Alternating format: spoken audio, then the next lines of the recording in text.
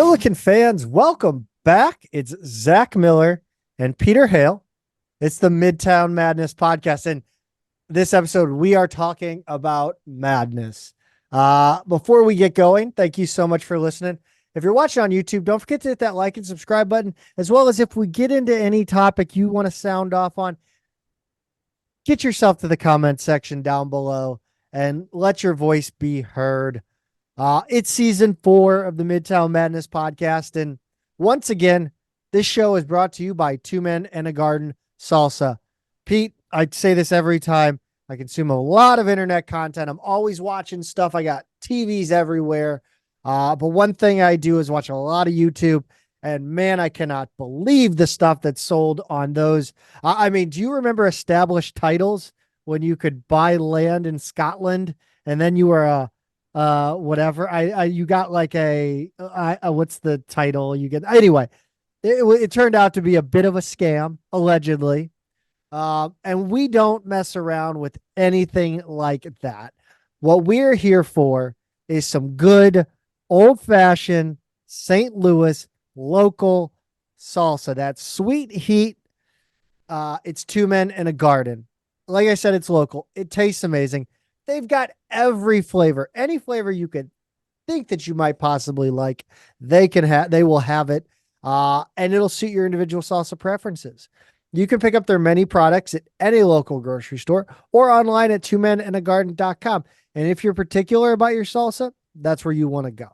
Follow them on social media at Two Men Salsa on Instagram and Twitter. Madness, Peter, madness.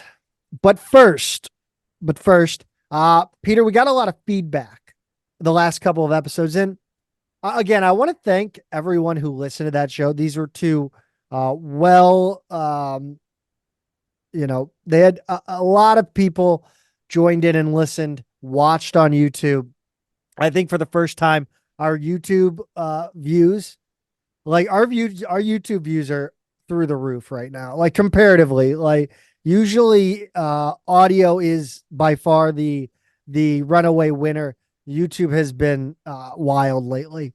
But people offered some feedback and some of that was negative towards the harping on the Ford situation. And, I've said it, like, we go deep into Billiken athletics, and when the biggest story is Travis Ford, we're going to talk about it. We're going to give our opinions, and we're not going to filter ourselves. We're going to straight shoot. But if there's something that you think we need to be covering or you want to hear us talk about, please drop that comment down below or add us on Twitter. That's at Midtown Mad Pod. Yeah, sorry. Yep. I haven't said that in a while, actually. But at Midtown Mad Pod on Twitter. Definitely do that because if Pete, I think you're unbelievable with your notes, but I think some things can slip through the cracks. Oh yeah. There's no way to cover it all, Zach. And there's a lot of different information coming at us from a lot of different directions and a lot of different interpretations of that information. So yeah, we don't, by design, we don't cover every single thing. And maybe some things we go over too fast. Maybe some things we get wrong. Maybe some things we get right. I don't know. It's we do the best we can. I'll put it that way. Yes, we do. So we'll start this episode with a little bit of, I guess the Abu Magassa eligibility situation with Rammer. So essentially what happened is we reported, so I was at work, I was working, and I'm listening to the game in my headphone. I had one headphone in, and I'm telling you word for word, this is what I heard. He said, happy birthday. We want to wish a happy birthday to Abu Magassa, who unfortunately is not eligible this year. And that's when I kind of was like, whoa, wait. And the fingers started moving, right? And texting, I think I texted you guys and then you tweeted it out. But that's what I heard. And that's what he said. And I mean, I don't know how you can interpret, like, to me, that says when you say this year, like that means that there's a lot of finality to that. I think when we got a little bit of a follow-up question from his co-host, Oh, Matt. Yeah, he finally, after like a week. right. Well, he asked, so is the word currently the only thing missing there? Is And I that was what he like, said? yeah, and I didn't respond to it, but I definitely thought like, well, that's kind of a big thing to miss, you know, like if you say he's currently ineligible versus he's ineligible this No. season, that means two different things. I don't know what else to say. Like Um, if he meant to say currently and didn't say it, like that's I don't know. That's an omission that changes the definition. And yeah. it's like I'm not here to have a semantic argument. We reported what was said. And Yeah. if the interpretation was something different, then that's fine. I mean, there's no ill will any direction on any of this. It was just we were just kind of like that's kind of a big thing to just drop in there when you're wishing somebody happy birthday. It was wild. I was like, wait a minute, did anybody else hear this?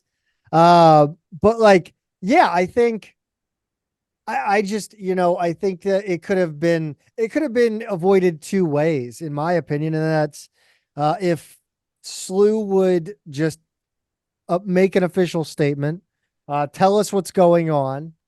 I don't think any of us message board morons can really dig any further into what actually happened. Like, we have an idea of how the compliance situation went from the last few months. But there's no way we can dig into exactly what happened with that situation. So the semantics, the details, the finer details. So if you come out as an athletic department and say, look, we submitted all the paperwork, we're we're waiting to hear or I mean, if it's been decided already, like it has to have been decided, right? Like there's no way we're still waiting. I would like to think so, but I just I don't know. I mean, I and mean, even like, if we are waiting, you can throw the NCAA under the bus. Everybody hates these guys. right, just say we're still waiting. Like Yeah, it is the only acceptable form of bullying right now is to bully the yes. NCAA. It is a bipartisan, unifying like issue of our day. In a day where there are few of them, this is one thing that brings all Americans together. I think man, I don't know. Like it feels like we're just in this time and place where it's like, well, if we all ignore the rules, the people will stop enforcing it. Like I don't like every sport is just like it feels like sports in general too is just like we'll throw out all the rules. Basketball. I think the joke has been with the NBA. They never call traveling. I don't. Right. I don't think they've ever called a line either a lane violation or an inbound violation. Like I've said, like it's almost like we as a society have decided to eliminate semantic rules in sports. Like somehow Sure. the NFL is holding on to offsides right now. Uh, Yeah. but like I think, yeah, just be more forthcoming with information. That's the initial way to avoid any miscommunication. Um, and then also just not talk about it too. Like if you're not issuing the official statement on it, I don't think it's worth bringing up. Right. Which is ironic and a little bit contradictory in ways. But if you're not making if an official statement hasn't been made and you're not the one making the official statement, don't make the statement. Yeah. I So agree. Yeah. Silence just isn't helping here. um I gotta tell you, this next news this saga of news within the NCAA has been some of the most annoying and that's coming from one of the most annoying people on earth. So I know what I'm talking about here, people. Game Uh, recognized game. game recognized game. That's right. The NCAA transfer waiver situation, which, by the way, I think we're both in agreement, is patently like the clutching of pearls over the idea that you'd have to sit out a year because you've already transferred 2 times is ridiculous. Like at some point you have to say, look, this isn't Vietnam. There are rules. And you've transferred twice. It's time to pump the brakes and sit out a year. And that's fine. It's fine if it's every player who does that. Where I think the NCAA has really just screwed the pooch on this one is this waiver process, Pete. And we've got basically a resolution all in about a week. It seemed like there wasn't going to be a resolution for a couple weeks, and then the NCAA is just like, you know what? We're tired. It's almost Christmas. Let's just wrap this up. They leave a window open, or maybe a door in some cases, because of their ambiguity, because of making everything a case by case basis. And I know you very, like you just said, you don't really have a whole lot of sympathy for the 2 and 3 and 4 time transfers, because like it used to be that you sat even if you did one transfer, right? Like, so having a rule like you just can't move around every semester is fine, right? And I think you and I have advocated for a while now, and I know you laid it out initially, was just saying like, look, everybody gets one free transfer, right? No questions asked, you get one. If your coach leaves, if your direct head coach Any leaves, major change of leadership or conference. right, yeah, or division. Like if you're if you play for Hartford, or what's the other school, St. Francis, that are going down from Division 1 to a lower division, or if you're jumping up a division and you're getting recruited over, if you're a Pac-12 volleyball player who's upset that now you're going to have to be flying to New Jersey for 4 games because your school moved to the Big Ten, you get a transfer. So yeah, conference, division, head coaching changes, you get a free waiver, right? And then we would leave the grad transfer rule in place. Yep. And then we would leave a little bit of room for if there are extraordinary circumstances. I think you have to file a lawsuit against your school. I think a lawsuit has to be filed against a quote unquote bad actor.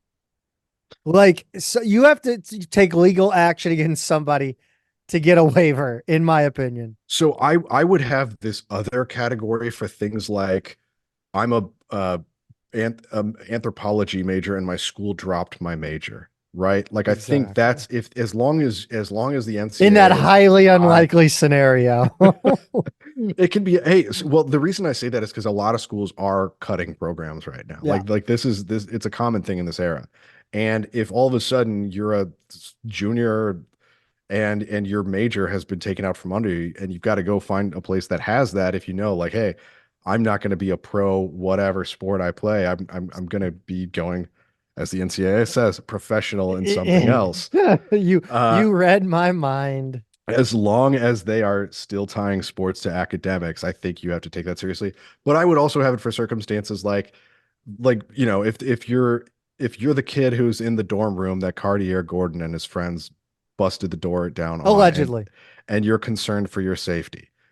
Guess what? That's fine. You can leave. You can go get a waiver. Okay. If I won't say legal action. A police report would be necessary. That'll do too. The situation at New Mexico State last year, like there are situations where players are, victims of one thing or another, or if there's an abuse situation, stuff like that. Yep. Absolutely. You get a waiver, you move on. But like by defining those like 4 or 5 very clear rules, the NCAA just says, here it is. Yes. That's the rules.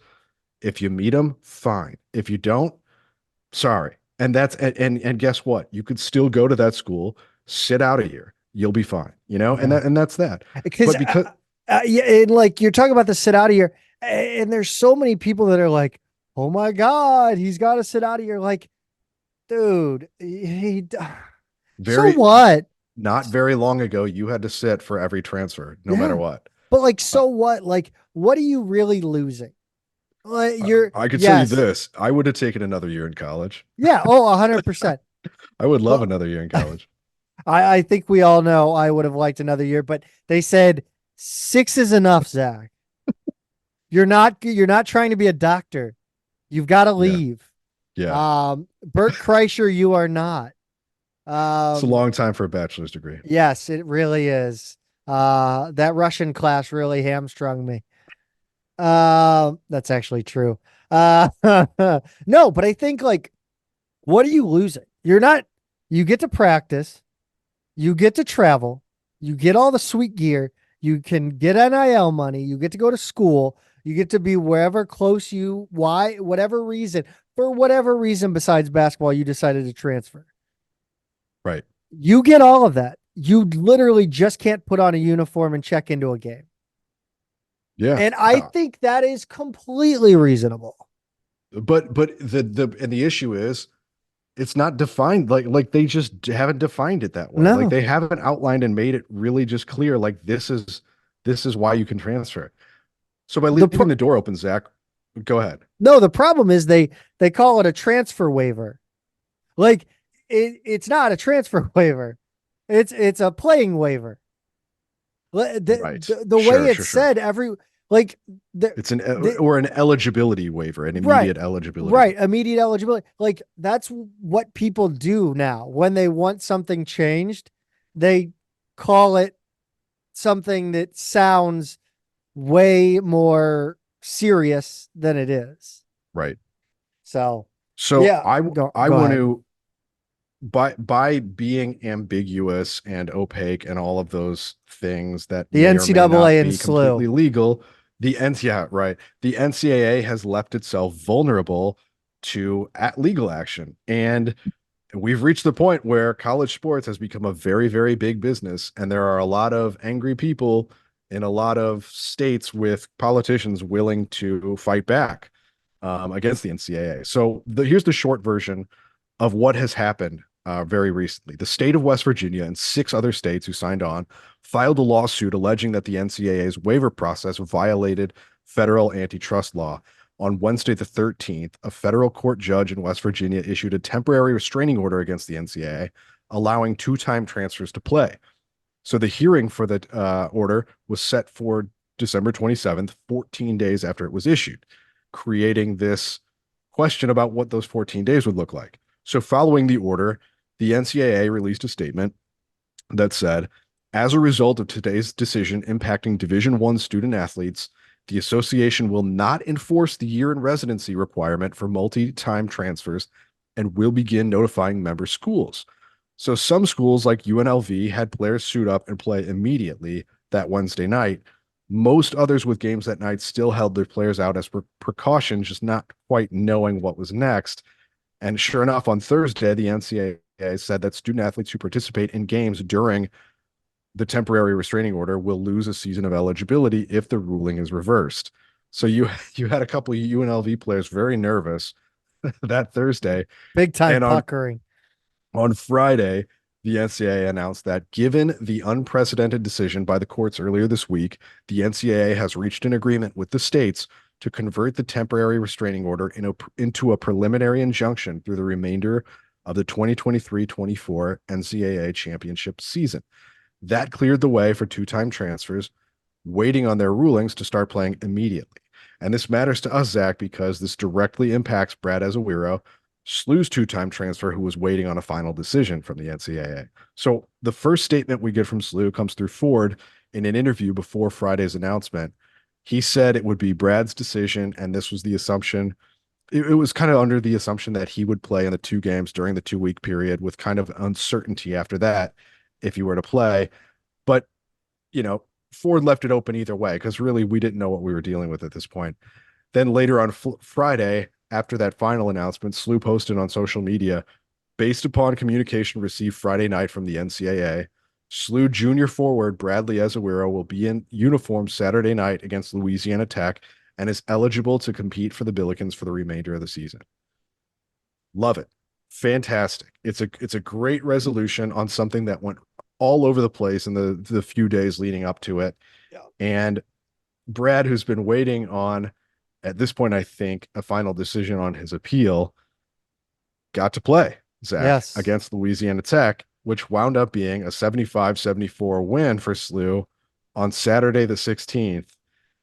And the shame of it is, it's bittersweet because he's not really the headline of this game. And you thought he was. And I had to give a little peek behind the curtain. I had completely written up a smooth transition into this game with him having this wonderful debut performance for SLU, but things changed and he got overshadowed, Zach.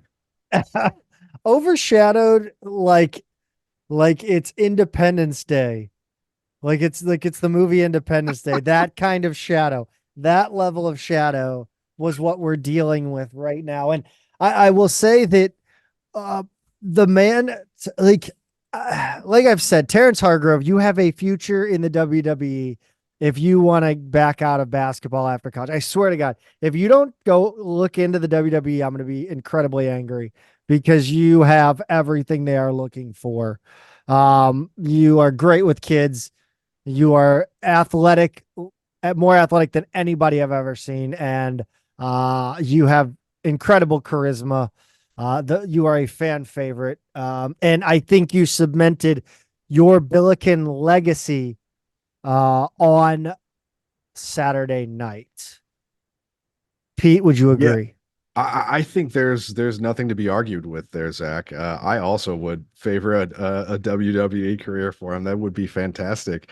And really, I think we need to start with the end of the game to explain why, because until I, the end of the game, he had 2 points. I mean, I think, do we set the stage here, or do we just go right to the end of the game and then Tarantino it?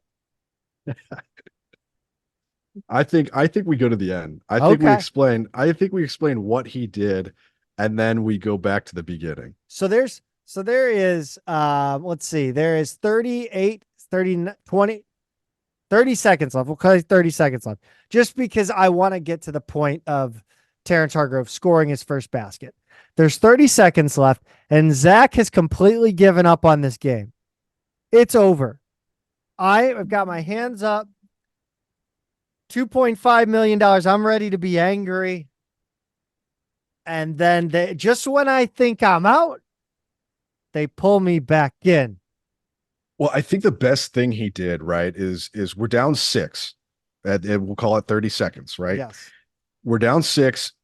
Hargrove is about to kick off what is probably the best 28 seconds ever played by a SLU player. And maybe by an A10 player, maybe by I can't think of a better, I mean, maybe Lish, He but got, yeah, but yeah. this, Lish single-handedly took a blowout against Xavier one time and almost that reversed was the outcome. that was the Derek Brown game, right? Yeah, and then the one where Stanley Burrell, who had his Oh yeah, lunch yeah. eaten by Lish all game, jumped on the table at the end of the Oh game yeah, and was yeah, like, yeah. raising his jersey and pounding his chest and stuff. And I seriously wanted the scoreboard to fall on his head at that point, but remembered the scoreboards are in the corner of our arena. But anyway, Yes. um, SLU's down 70-64. Hargrove, as people are, standing up to zip up their jackets and stuff, takes the ball down the lane and throws down an emphatic, filthy dunk on top of Daniel Batcho, who fouled him. And then he hits the free throw. And I think what's key here is both of those facts, right? He made a play that was sensational. So Yes. even if you're getting up to leave, you go, well, this is why you stay to the end. Stuff still happens. Yes. But then he hits the free throw. And the key there is now it's a one possession game. And we're almost And why did we have a thumbs a up? thumbs up. Yeah, I don't that know was what just odd. happened I there. wonder if that's going to be on the video.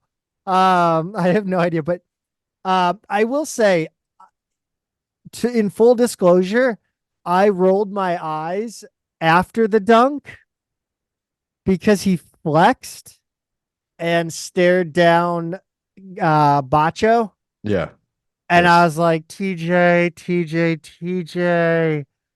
Oh, I mean, that was an incredible play, but like, buddy, It was borderline for me because of what I just said is that yes, it this was is now he makes it, the free throw and we're down three. So the now you're video like, there's a lot of time left for a 3-point deficit. and the video. If you go back, if you're watching either the broadcast video or the Jordan Neisler cut, call it the Neisler cut, the in person, if you were not there, it was one of the most violent dunks I've ever seen, and it does not come across on video at all. No, it played better live because of Oh just my the God. sheer force of it. Height that he got up to, Yes.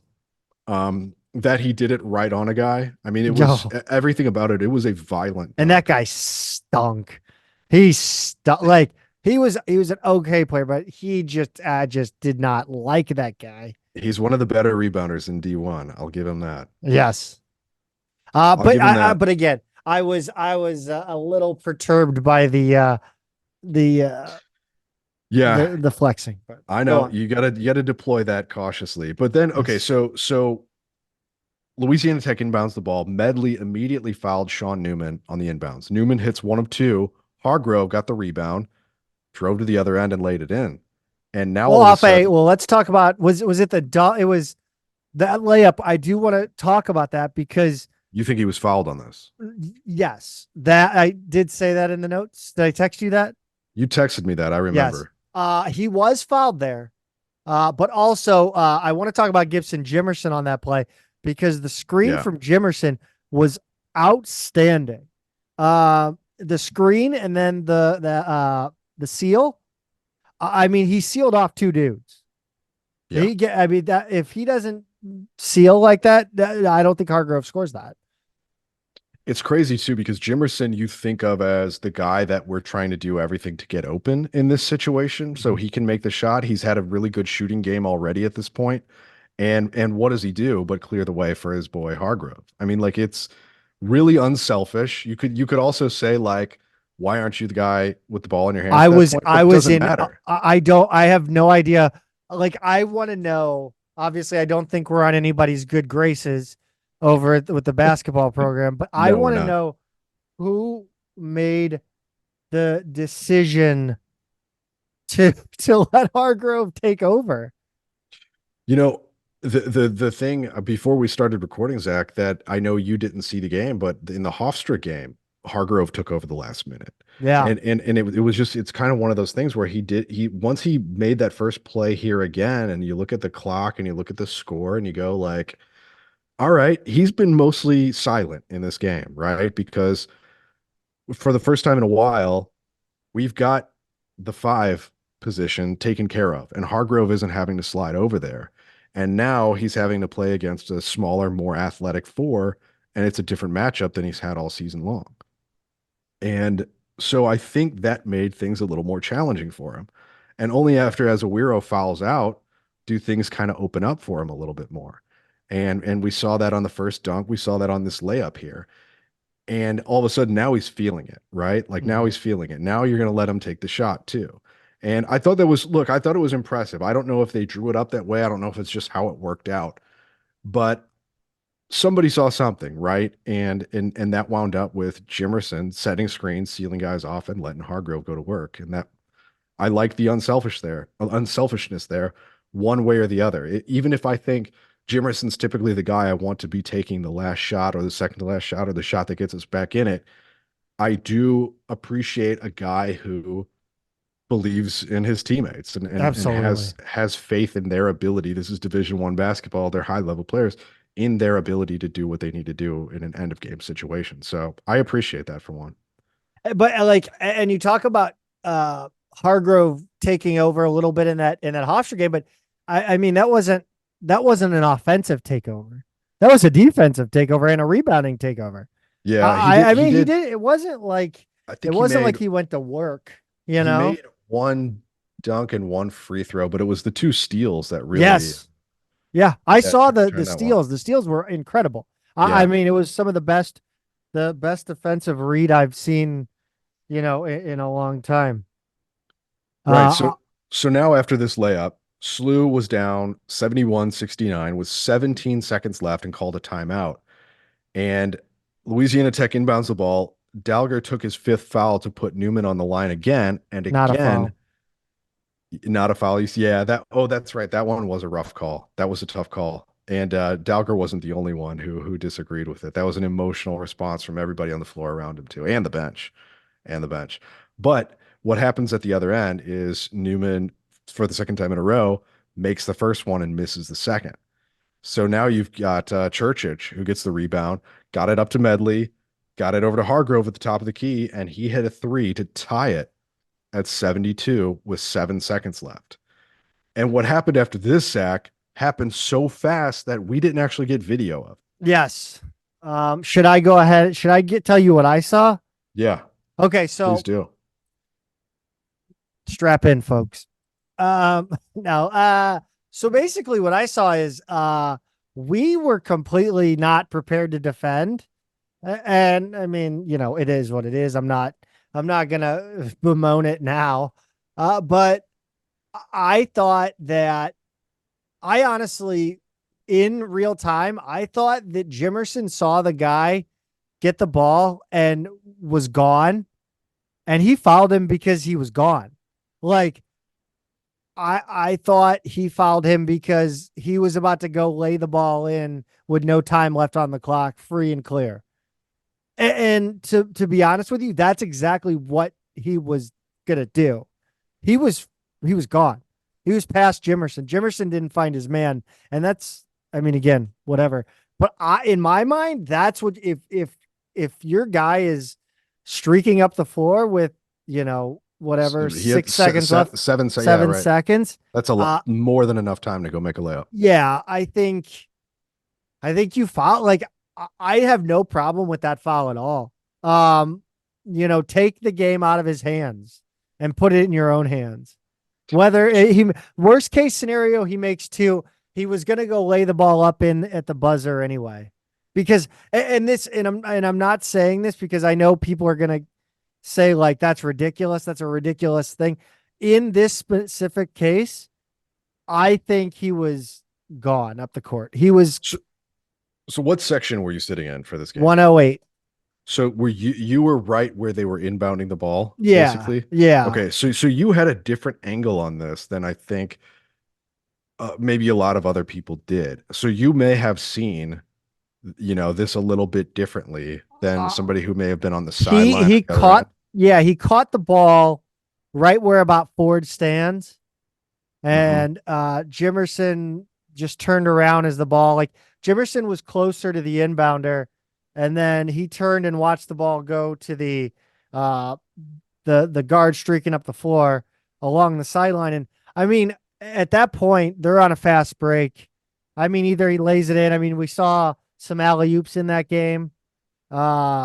Anything can happen. And if you're giving up an odd man break with 6 seconds left, I say take the foul. Worst case scenario, they were going to score anyway. Now if you're up 3, well, that's another thing. You foul anyway. If you're or if you're up 1, I don't know. Like, if you're up 2, definitely don't foul, right? But if you're tied, like, I don't know. I don't hate it. My point is I don't hate it, and I don't, like, low key. It was an okay foul. Now he meant to do it, right? Yes. Do I understand that? But yes, he meant to foul him, but Okay. he thought and again, I'm not going to pretend to read Jimerson's mind. So, like, I think in that moment, I probably would have fouled because he was past me. I had lost him. We didn't get that actual foul on the broadcast, but what we did get was Hargrove's reaction. And Hargrove was not happy about this. Like, Hargrove how he's so amped up because of what he's just done to tie it, right? That 3-pointer. He was probably like, God damn it, Churchich. And then he's like, oh no, that's Jimerson. It was it was the thing now where he's looking up into the rafters and he's furious. Like, you could see it on his face. Like, I shouldn't say furious, but like, you got to be kidding me. Seething with frustration. Like, you got to be kidding me. Like kind of half smiling, half angry. Couldn't believe it. Like, just. I guess it was clear to me that Hargrove did not want that to happen. Even if you say he had a clear path, what Hargrove said after the game is, I can't say exactly what he said, but I did save his behind. So I don't know if everybody. Whoa, watch your mouth, Hargrove. I know. I There know. are children present. How is Peter supposed to tell his two kids about using the word behind? Hargrove worked a little blue in the post game on this one. But no, I think depending on where you were on the floor, your read on whether that was an easy two at the other end may have varied, I And guess it is might the it, bottom line. and it might not have been an easy two, but I don't love the idea of an odd man break. I Right. don't like a 3-on-2. So With as you said, 7 seconds yeah, when they you're inbound it, literally not but going to now get you've it. got 6 seconds to move it, Yeah, not even 70 feet. yeah. It's so again, like that foul is a it's a bargain with the devil. It's a deal with Sure. the devil, I think. To give yourself a chance to go and take things into your own hand. Right, right. So It's so not analytically, it's bullshit. Analytically, it's the dumbest shit you can do. yeah. But um, I mean, whatever. So this time, Zach, with 5 seconds left, Newman, who has gone 1 for 2 on his previous trips, hits both of them. Slew inbounds the ball to Hargrove directly. Which I And what? Like I know. and no, I want to get your take on this because like was I want to know if fans out there like Hargrove was doing things, but I wasn't like I don't think I was comprehending that he was taking over the game. So I, it's funny because on the last one, so the ball gets inbounded to him. And the first thing I think of is, What the ah, hell? yeah, like I didn't want him bringing it up the court necessarily. Like I didn't think, I guess I didn't like, I wasn't seeing a play, right? Because we inbounded it pretty quickly. Was there a path? Was there a path to winning the game at that point? I Oh don't. God. It's what Yeah, I'd have to that's go like back a and buzzword. The path. Is right. there a path? I don't know. But I'm so stealing what I stuff. thought was, well, like I was looking at the clock and I was looking at him taking up the ball, and they were, not swarming him, but trying to impede him enough to where he wasn't going to get a clean lane to the basket in time. And so I just go, well, you've got the hot hand, you might as well shoot a three. I thought like just let it rip, go for the win. So when he shot the three, and he got it off with plenty of time, right? Like he was a Yeah. couple feet behind the perimeter line, but there was about a second left on the clock when it left his fingers, which is perfect timing because there's no time on the clock when it goes through the net. And but it wasn't going to be enough time for him to get to the rim, I guess is No. my bottom line. So It I was was like, well, you and might as perfect well. timing. You say perfect timing, and like when you're watching a buzzer beater, that was a perfect buzzer beater. Like if you think Mm, about it in your head, like there are buzzer beaters where you just get it off, like it barely leaves your hand, and then the red light hits, and then there are right. ones where it hits right in the middle. It goes off right at the apex of the shot, but then there are ones where it goes off right after it goes through. This one was like buzzer net game. Right. No, Like, yeah. And it was beautiful. Like it was poetic. The timing of it, I thought. they reviewed it because they had to, Yes. but there was no doubt in my mind that was clean. The other thing that was clean is like there wasn't a foul, there wasn't a travel, there wasn't anything weird I don't know. on the play. A couple people wanted to call a push off, but I You didn't know, think I didn't. I almost made that joke on Twitter, right? Because like Jordan has the famous Yeah. push off before a game Elo, winner. wasn't it Elo? It was Craig Um, Elo. He pushed off. was it? I want to say it was what's his name? Shoot. Or Starts with a Stockton? B. No. Anyway, he pushed off like Jordan pushed off so hard that, and they Byron were never. Russell. It was But yeah, Byron sorry. Russell. Yeah, I was like Brian Byron. I was close to it, but like he pushed off so hard. Like at any other point Yeah. in the game, that was like such a nasty push off. Hargrove gave him a little bit of an But it arm, but didn't seem it wasn't heavy. enough. It It wasn't didn't enough. seem No. heavy at all. And I went back and watched that in like super slow motion too, because I was like, I saw it, right? I saw the arm. He extended the arm a little bit. He definitely gave it to And him. they owed us one. after not calling it on the layup, or which one are you? Which The one do you well, the mean? layup, but also Oh, well, dog, the then one then I dog guess going out the on. the goaltend too. Oh, okay. Yeah, I mean Yeah. that's a different game at that goaltend too. I think that non-goaltend call was a complete turning point too, for Louisiana Tech, Yeah.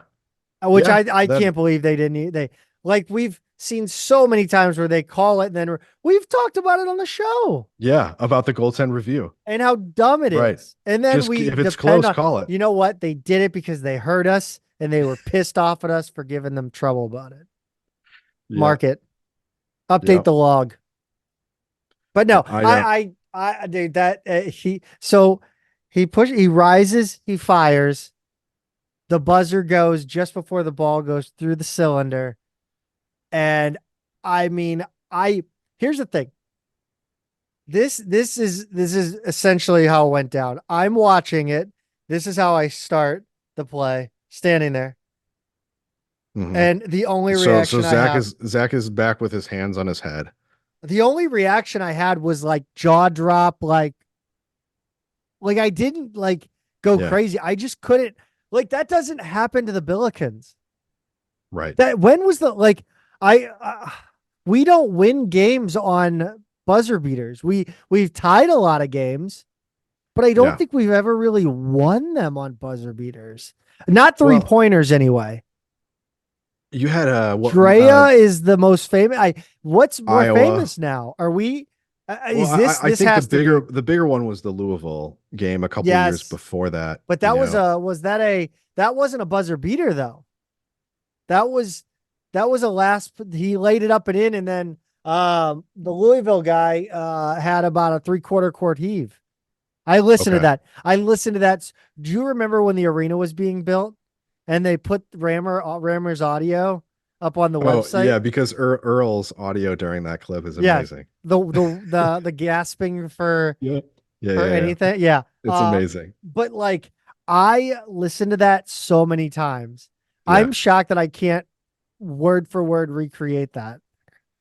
You know, it's fun now that you're mentioning it. I cannot really think of There many other was buzzer beaters a since buzz. There then was because a both of was it those happened while I was at SLU, like while I was a manager there, well right? So like so I'm on the bench for those. to win? I can't think of a to win. So Drea, there wasn't there a an alley oop buzzer beater at Dayton At Dayton.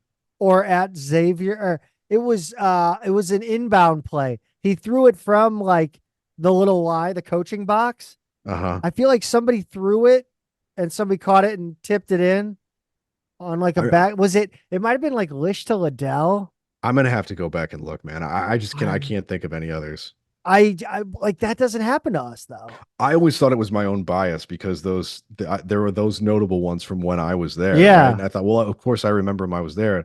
I mean, But with yeah, I Majerus, don't like we didn't really have any games where I mean there was to tie, of course, the famous Mitchell shot, the bank shot. right. Um, dude, I and I mean we always would do, like I don't know. But I think what makes In this the one an even comments, comment. yeah, yeah, absolutely tell us. But I think what's even bigger here, Zach, is Hargrove had 2 points before this 11 points in 28 seconds. A lot of people made the Tracy McGrady comparison. Here's Yes, another thing that T happened Mac. when I was in college. When he had Well, that's 13 going on the points, thumbnail. That's going on the thumbnail. 13 points in 33 seconds. So Hargrove has been getting that comp a lot, you know? I mean, I guess what 11 and 28 Yeah, might be even I'm more trying to efficient. decide. That's 0.39. Okay, I don't know if I'm doing this, if this makes sense at all. And then how many points for McGrady? 13 and 33 seconds. 0.39. I think. So Hold basically on. the same. So 11 divided by 28. Okay, so okay. So McGrady is 0.3939 repeating. Hargrove is 0.392857. So that means McGrady has Yes, slightly more more points per efficient. second. Yes. Yeah, barely. But it's essentially the same thing, right? That's the 30, most 30 that's the most solid math I've ever done in my life. and on the fly, no less. That's pretty impressive. Regardless, I think that's what's going to make this one even more special, right? Is Yeah. the fact that he not only made that buzzer beater to win it, down two, made a three to win it, which is the best kind of buzzer beater. But to have that on the tail end of an 11-point run in 28 seconds was just so impressive. And I think that's going to go down as just a legendary performance in Billiken history. But Zach, let's Tarantino this thing, like you said, Yes. and go back to the beginning to what my original first note was coming out of that whole explanation about what was going on with the waivers in the NCAA. Yeah.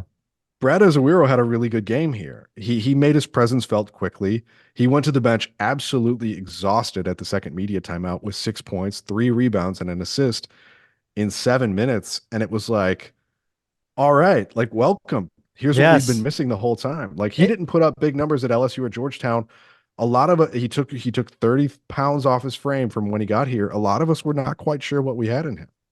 it reminded me his first few possessions felt like and I've brought this reference up before. It felt like in Glory Road when the coach tells Big Daddy David Lattin to put his elbow in the rim on his first dunk against I guess it's against Kentucky in the final.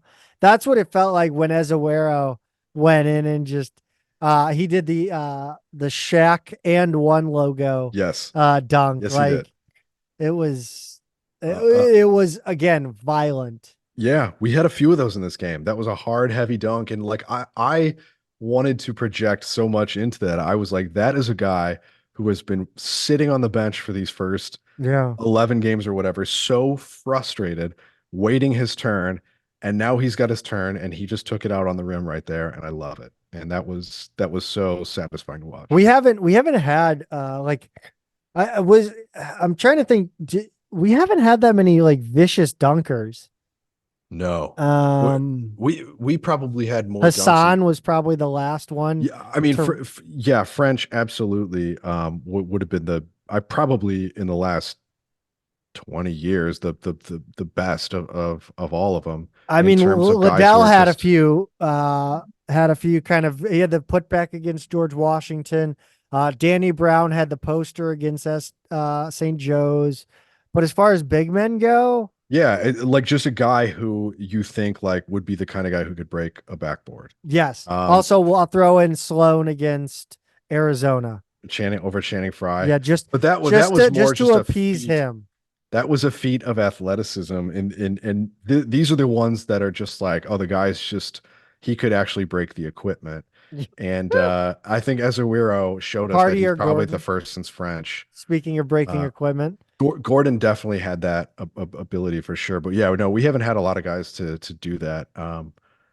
But man, was that fun to see? that was Uh, I was at this point I'm like, oh shit, we might have something here. yeah, yeah, Because this the start of this game was very, very nice. yeah, that was a nice feeling. Medley, speaking of good starts, had a career high 10 points in the first half before going out with an injury. Luckily, you were thinking, oh God, here we go So, again, another one. Luckily, he came back in a soft knee brace and played the rest of the game. I'm gonna He take did. credit that I knew he was fine. So a lot of people said it's his leg, and like people on social media and freaking out. It looked like his ankle to me initially, but like I've been wrong on almost all of these so far. If it's cramps, I'm like, no, that's a knee. I'm always off. But yeah, he came back in a soft knee brace and ended up with 7 assists. Why were you so certain that you knew what happened here? I I just like I don't know why, but I always feel like when people are in pain, like serious pain like that, if it's not a break, it just feels like it just doesn't feel serious. Like I always feel like people are when they tear an ACL, they know it. And their Yes. their reaction is more emotional Yeah. rather than a reaction to pain. And I just the way he was in pain and the way they were touching it and it and the way he got up and kind of walked it off, I was like, I don't think so. I just don't Yeah. think I think we escaped here. it was kind of weird. It was a rebound, and he had two bigger players from Louisiana Tech basically right behind him, and they kind of sandwiched him a little bit. And there was definitely some contact with all the legs there.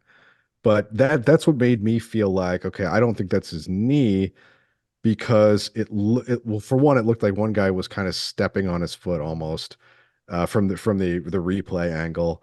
But I was like, he just kind of got sandwiched between two bigger guys. He took a knock here, but I don't think that's a Yeah. pop, By you the know. way, speaking of rebounding and Medley, man, Yeah, he's he's a a good rebounder. very good rebounder. And I do want to shout out our bigs because I think on many occasion I do think that Ezawero, Hargrove, and even Bruce got good position and boxed out and gave Medley a chance to slide in and get the ball, a la the Majerus years when we would see, save for Jordan or Jed, who would just sky above everybody, we'd see Mitchell or McCall, grab the ball off a bounce.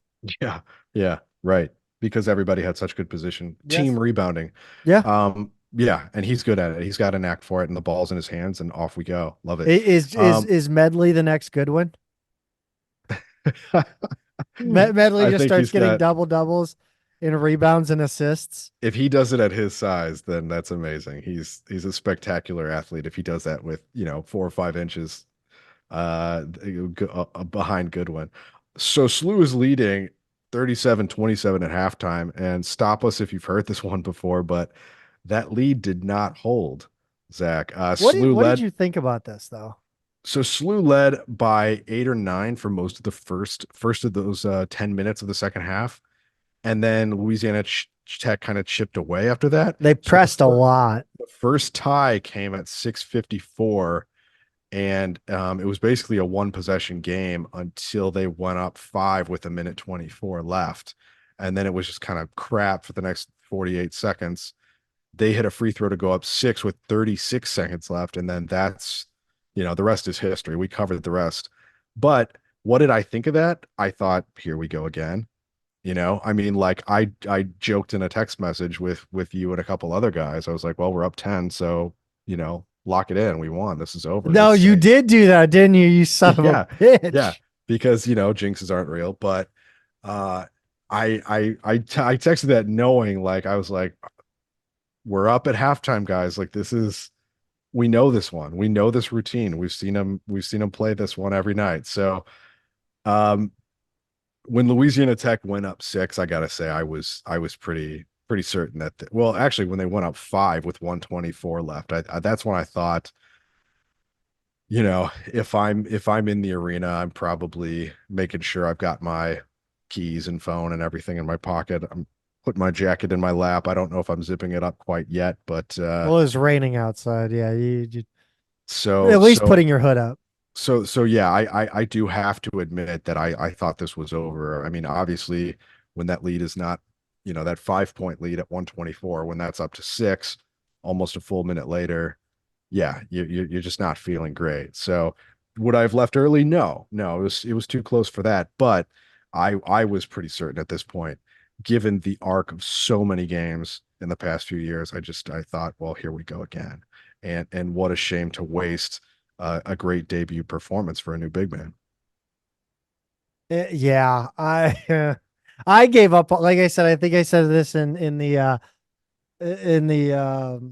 precursor is that like I gave up on this game at the 5 point deficit when we turned the ball over. I mean, I don't know if anybody in the arena thought that it was possible. Like, Mhm. I thought it was a statistical, like, what is it? Somebody, is it Tristan Freeman that puts out analytical final? Oh, is it him? Yeah, I think it is him. Yeah, I thought Or this Rocco game was Miller. analytically final. Yeah. With that, after that steal, down 5, it just felt, it probably not analytically so, because I'm about to tell you how it felt. But it felt like it was just, it had trended that way, and it was just gonna keep rolling that way. Mhm. And boy, did it not do that. No, we had someone willing to change the narrative. And he had some help from his teammates, Zach. Gibson Jimerson, 23 points on 8 of 15 shooting, Unbelievable night for four him. of 7 from three. Yep. 3 of 4 from the free throw line. He's now ninth all time in points after passing both Harry Rogers and Dwayne Evans in this game. And he also moved up to second in 3-pointers, passing Kevin Lish, who was in attendance. Yeah, it was good to see him at halftime. Popped by and said hi. He was hanging out with Tony Breitbach because Tony only hangs out with the best of people. Yes. Um, Yeah. And vice versa. yes. So as I just popped in and said what's up and thanked him again for coming on the show, and it was good to see him. Yeah. Nice.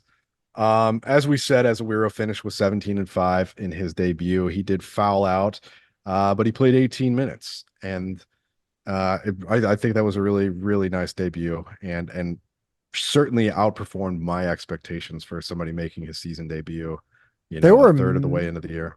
there were many times where it was clear that they wanted to come down the court and immediately have Azawiro go at somebody.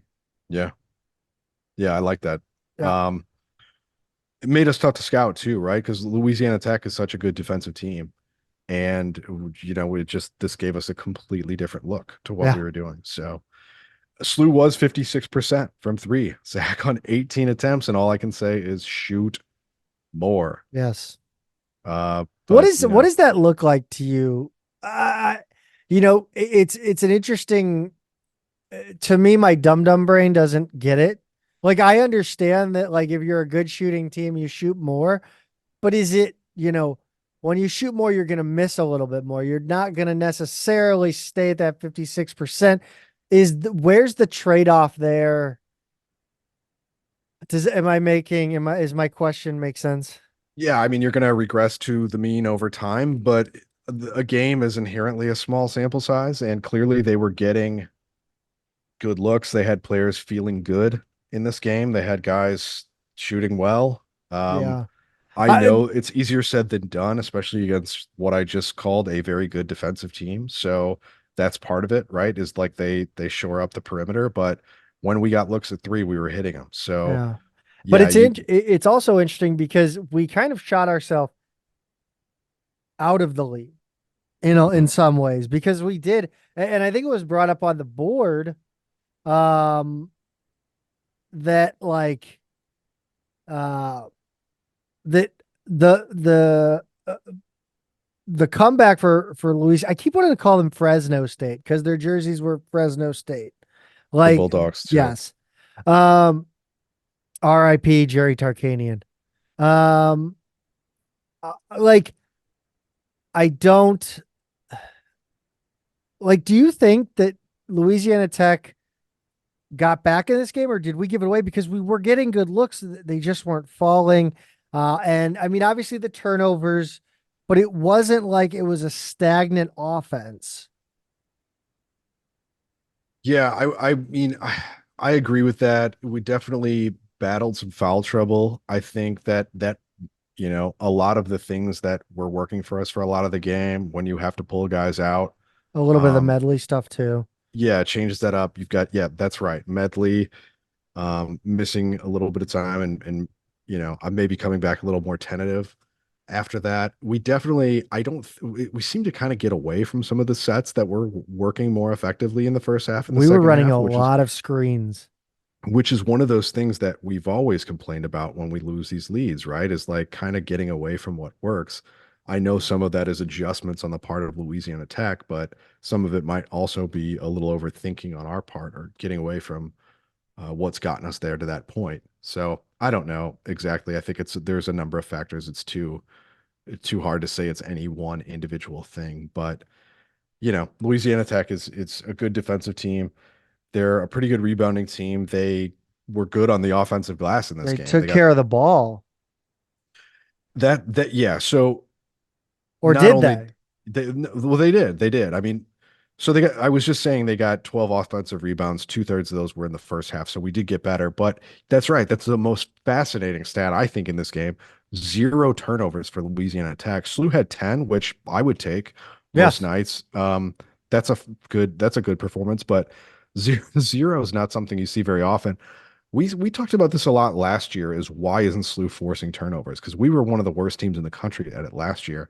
Much better this year, still not like great, but zero is fascinating. I mean, like that's hard to do, especially like even in the last minute, there were like tipped balls that were like 50-50 calls that went their way. Like it's a fine line, sometimes turnovers happen and they're not necessarily your fault.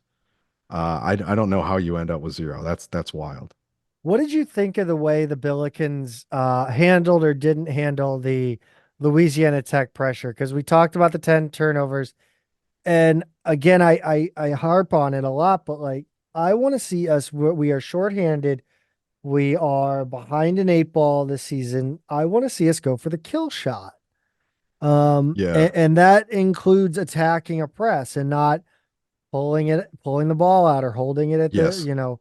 once you get across the time. And I thought there were so many opportunities where if we had one more guy following the ball up the court, you had an odd man rush or whatever you want to call it, a fast break against that press. And we ran out of options. It felt like, Yeah, I agree. We were maybe a little too tentative with it. I think their press was a lot more effective in two things, eating clock and then forcing us into rushed sets at the other end and maybe not getting the looks that we wanted, as opposed to actually forcing turnovers.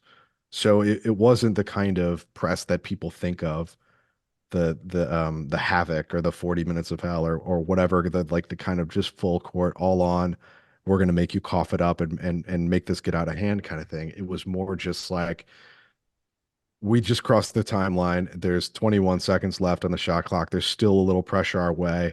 Now we're finally going to start running something and we're a little discombobulated. yeah. I think that was the bigger issue here. And so we weren't necessarily getting all the looks that we wanted. And, um, and I think that was a bigger problem because again, 10 is not a bad turnover number. And I think a couple of those were on shot clock violations too, if I'm not mistaken, or at least we were at least close to a few of those. But one of the things you had me write down was about our inbounds plays, Yes. and I think you called one of them sneaky, and I think you said another one was a Jim Cruz play. Well, I think both, it's the same one. So they did it twice. They tried it Oh, twice. okay, all right, It happened once. But I want to real quick finish up with the sets that we're not getting into, but I want to tie it in to the end of the game because you saw the quick strike that Hargrove, kind of put in there at the end. And I wonder if there's an opportunity for Travis and coaching staff to take what they learned from that last 30 seconds and what they have in Hargrove. And maybe I just want to see them come up with some quick strike stuff that you can quickly kind of try to run.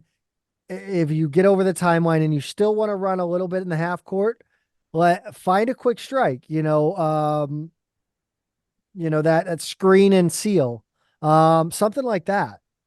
right, yeah, no, yeah, no, I don't have anything to add to that other than I agree. I wouldn't mind seeing that look for sure. Yeah, I hope I really do hope they do. But I thought it was I was sitting with another guy. I don't want to say the name here.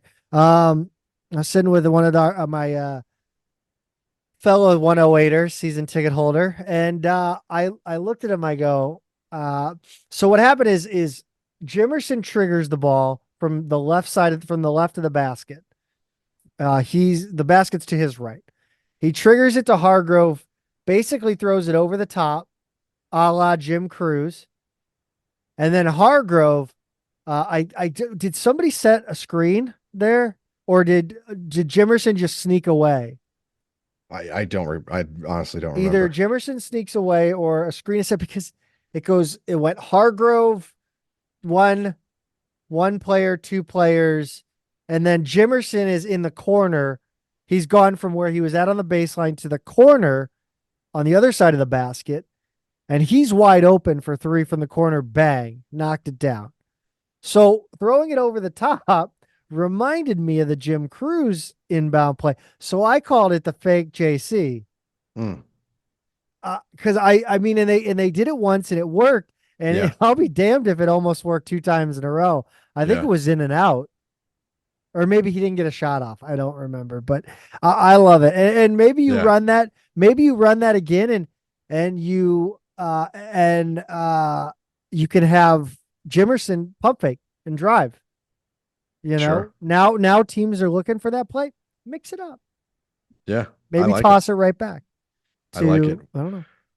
When it was our only play during the Jim Cruz era, we we weren't so high on it then, but No, throwing some different looks at people off of inbounds is fine would with me. would also love to see Hargrove cut off that first pass, make a flash to the paint. I'm just talking ball, Pete. Just really talking shop, drawing up plays on the show. You need a whiteboard behind you next I time. know.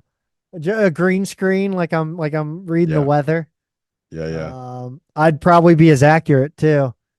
Um, yeah, dude. Like I there was so much to like in that first half. So much. I mean, Jimerson found another way to get his shot.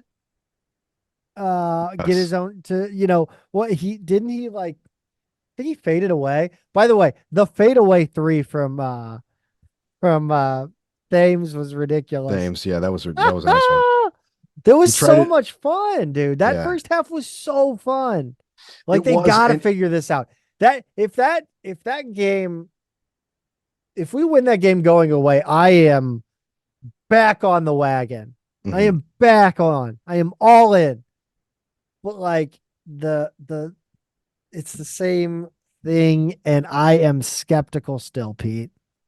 Well, the thing is, in the second half, we didn't run away with it, obviously, but we also didn't let them back in for a while. Like it took until after maybe the 10-minute mark of the second half because we were up 8 or 9, give or take, most of that period of time, too. I think our biggest lead in the game was 13. So it never got to a insurmountable margin, obviously. But it wasn't until that kind of fourth quarter that we started to really cough up the lead. It was kind of between 10 and 7 minutes where things got nervy there, where we were, turned it over a couple times, rushed shots, and they were converting at the other end. That's where it became an issue. This isn't, Louisiana Tech was not necessarily a great offensive team.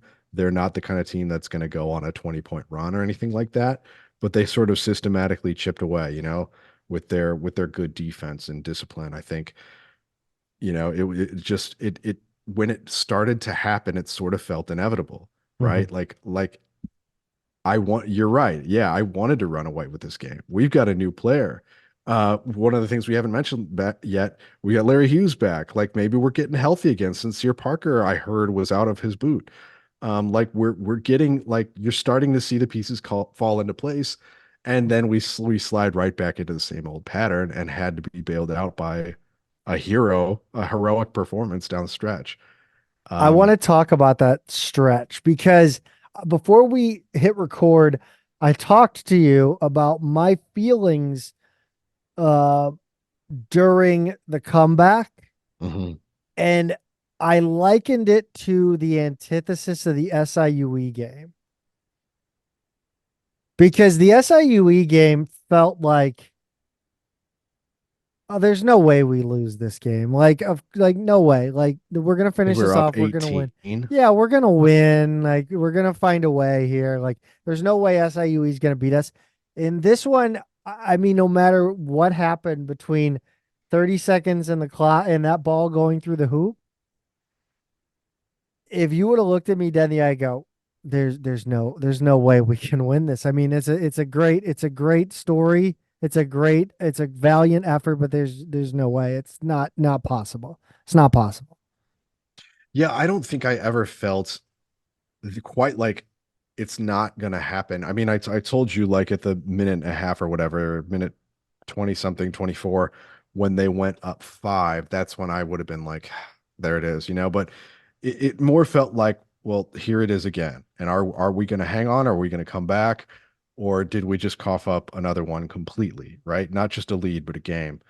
It was more for me, it was more disappointing in like watching that same pattern play out over again. But I wasn't completely certain of the outcome until the last 36 to 124, basically where I was pretty certain they were going to win it. You're right. God, now you're putting me back in the arena for that SIUE game where you Sorry, didn't, dude.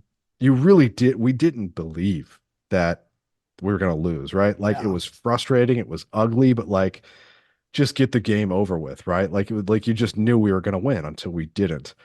And it was just unbelievable. But in this one, it was absolutely believable just because we've seen the same pattern, and this was Well, no, I meant a like, better team. but I was thinking like, I was like, there's no way we're gonna win. There's no way we're gonna make the comeback. Yeah, well, I Well, mean, like I I was may like, have had there's, that thought, but it was such a short period of time that yeah.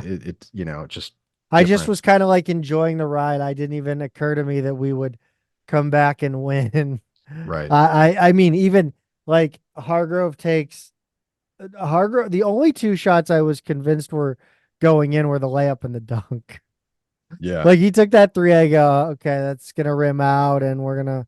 And that first one, that three, like you see it so often in games, late in games where they hit a three. That's Hmm. just like you wonder why that didn't happen earlier. Like what? Yeah. You're Like like, wow, that shot looked great. Why, it where was seemed that all night? it Yeah. seems so high percentage, Right. which is preposterous to say, but like it just seems like they make it look so effortless to hit that Yeah. shot, and then Right. but then they missed the last shot. So it was very people were talking about this, man. Like I Yeah. walked into the gym today in the locker room, first thing I heard, I didn't even walk around the corner and I hear, man, oh, the Billiken game last night was wild. Yeah, it got way more play on Twitter than I'm used to, obviously. I mean, like how because we haven't won many games like this, as you and I just established. But it was well, a lot of the national names were kind of paying attention here, like, hey, this was a great game. And even before it ended, they were like, you know, get over to this game on ESPN Plus, check this out. We've got a close one down the stretch. And I hope a lot of people did because it paid off. I think he did. Was he the number 10 play on Sports Center? Did I hear that right? Yeah, which is an absolute just that's horrible. The shame of it is his dunk could have been a top 10 play. Yes. His game winning three obviously was a top 10 play, but just the fact that he did it all, it's almost a shame the top 10 really doesn't exist for what happened, what he did in this game. Yeah. The segment they did on McGrady 20 years ago is I think a lot more applicable in this And I game. think I was surprised that we didn't get one of those. I was also shocked that we didn't get there was no Reddit post game thread for this one. And definitely like it wasn't shared on Reddit either. Which Hmm. I thought was crazy.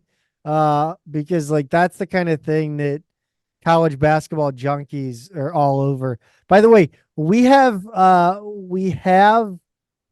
some land on the Imperial map again. Oh, we do. Yes. Nice. It is a very small sliver, but I believe it encompasses I want to say I think that's East East Virginia and a small county in Tennessee. So this is a very obscure reference that most Yes. of our listeners probably it's a Oh, visual they've thing got to for know, one. right? There's a Twitter person who does college imperial. He does maps by county in the United States with college logos overlaid that will show you who's beaten who, kind of, and they call it the imperialism map. He also does one for the unbeatens. So it Yes. starts with 363 and it shrinks and shrinks and And shrinks. winless. Right, and winless. So anyway, yeah, that's what that is. But Zach, I mean, I think just to put a button on this game, Put a TJ ribbon on it. Hargrove. Wrap it up.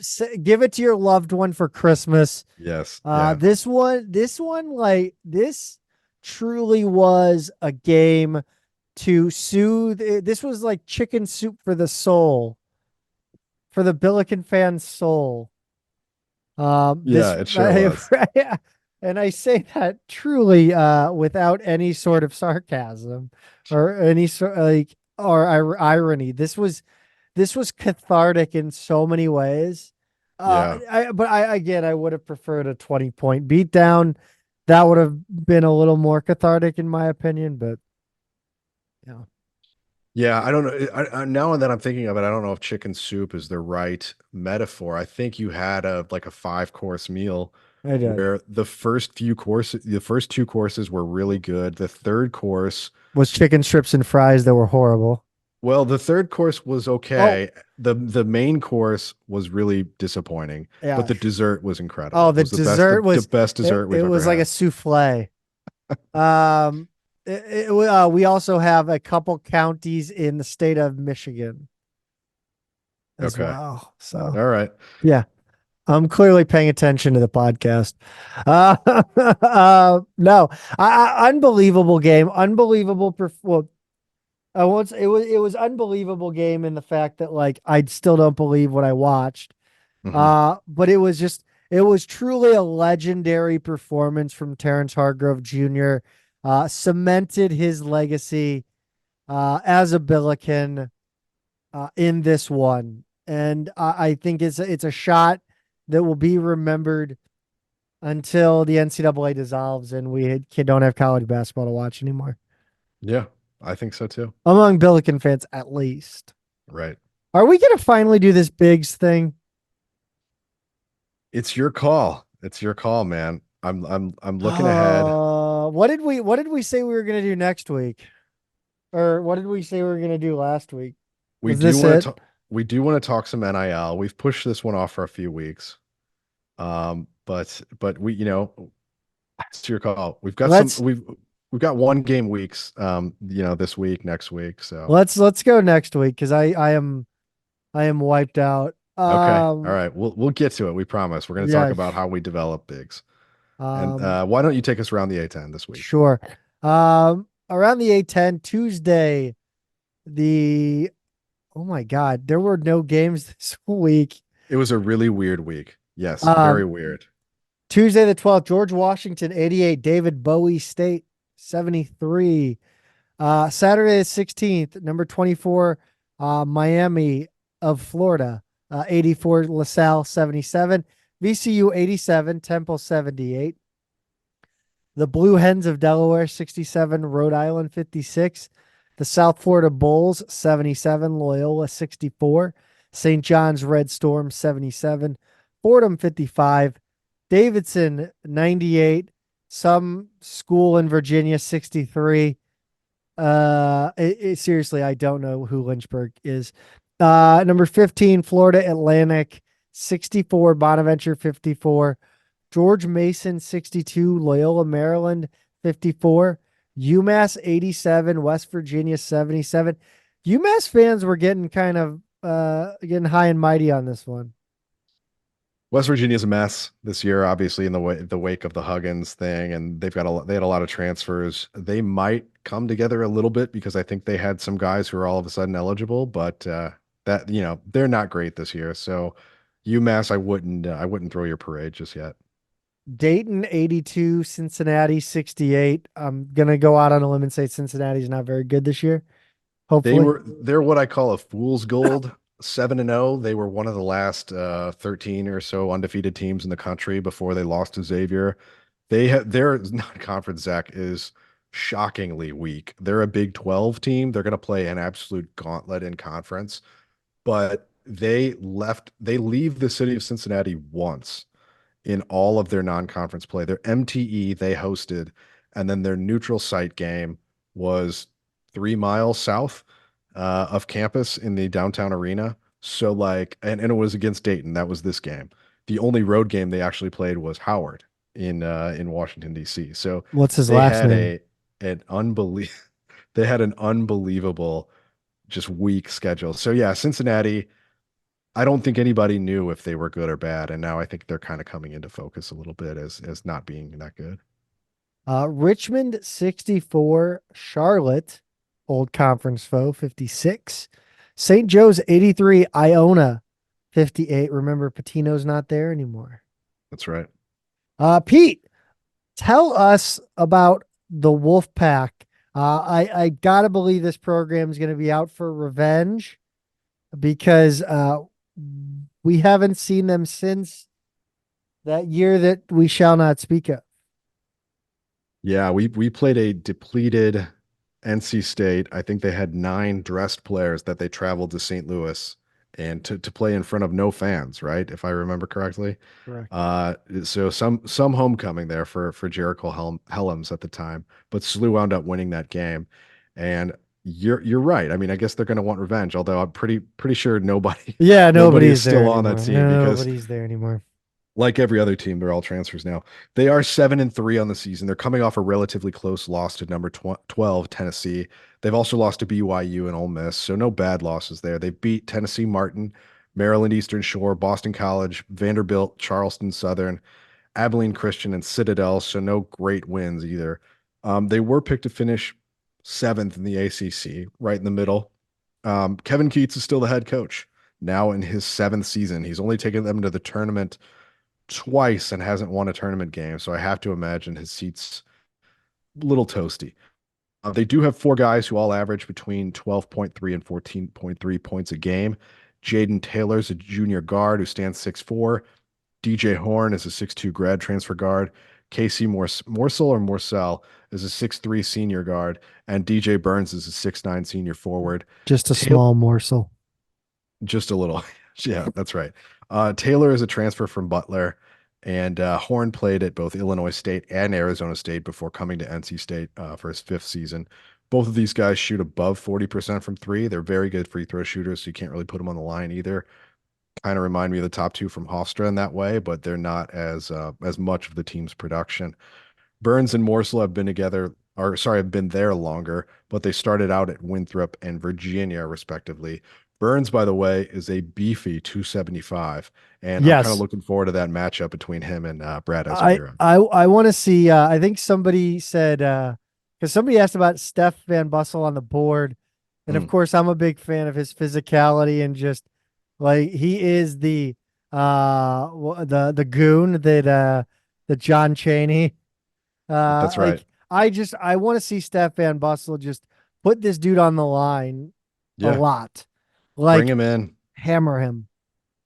Let's do it because they also bring a pair of 6'10" players off the bench, Ben Middlebrooks and Mohamed Diarra, who's actually their leading rebounder at 6.1 per game. But both of them, they're like the 6th and 7th guys in the rotation, basically. They also had a 2-time transfer waiting on a final decision from the NCAA, who, like Brad, is now suddenly eligible. 6'2" guard Cam Woods played against Tennessee the other night and had 9 and 4 in about 18 minutes of play. And I do expect him to be a factor against SLU. He was in for most of the final few minutes of that game. Um, NC State, they managed to score over 79 points a game while turning it over less than 10 times a game. So they play a pretty controlled, disciplined game. They're a good rebounding team, but not great. This was really the difference in the Tennessee game, with Tennessee kind of pulling away to win by 9 after being tied with under 7 to play.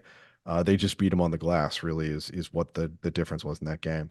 They don't have any major holes in their team, in their system, but they also don't kill you with any single thing, right? Like they don't bury you from three. They don't kill you on the glass. They play a little bit of a bully ball style, according to a couple of their players. I don't know how true that is, but at least that's what they think they do. They're a solid defensive team. They make it hard to score at the rim. And with Woods now eligible, I think they've got a little bit of depth to go with their size. So this is a good litmus test, Zach. I mean, we've barely squeaked out wins over pretty good smaller conference teams now, and here we go against a mid-tier ACC team, and I think we'll get a pretty good idea of where we stand after this one. Uh, yeah, I don't. I watched a little bit of that, like that game on silent. But I mean, again, if I think after that, the Louisiana Tech game, which is a quad one win, Oh, is it? Yeah, I don't know. I I'm think I'm they're bad. I, like I need to net get better at that. 50. They're in the top 50 net right now. Okay, they're now 58. They were 43 before that But loss to still, I SLU. mean, that's But a yeah, hell that of a you're right. That's a good win. It's a home game though, so I don't sure, I don't sure. know. NC State is 66 right now. in the net. So they're actually a little bit below Louisiana But Tech. I think, look, if we go to NC State and we put on a performance, I'm not even going to say if we win. If that game's a dogfight down the end, Yeah. look, you have my attention. If we win Yeah. that game, I may bring out the checkered pants for the next game. I don't know. Um, Yeah. do you know that we talk about the net and we talk about how whether they're properly rated, overrated. Do you know what's not? It's never overrated, Pete. It's two men in a garden. Two men in the garden is either properly rated or completely underrated, in my opinion. Yeah. Yeah. And we've got a guy who's gonna find out. He's a little bit of an expert himself, being in Austin, Texas. And I'm just gonna read what he said. Some conversation was had about our last show, and he said, "I'm gonna wash down."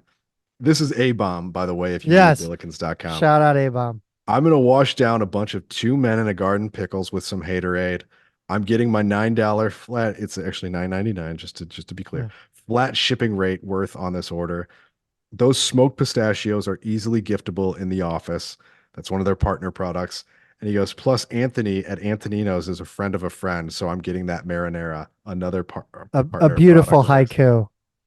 Yeah, this was I think it had too many syllables to be a haiku. It There are wasn't no quite rules to a haiku. it wasn't quite in rhyming verse, but poetry doesn't follow the rules, and I think this was poetry on behalf of A-Bomb in his own style. And like I said, A he's from guest Austin. ad read.